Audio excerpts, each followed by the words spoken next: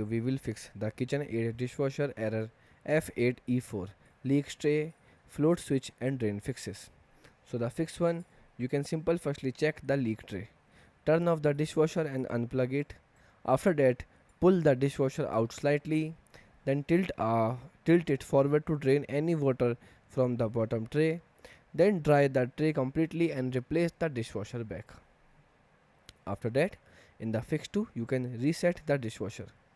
First turn off power from the breaker, then wait for up to 5 minutes, then turn the power back on and start the test again. If you are facing same problem, then you can follow the fix 3 is you can inspect the float switch.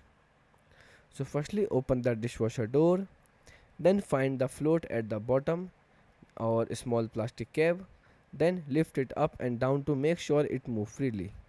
After that, clean around it if there is a dirt or food truck.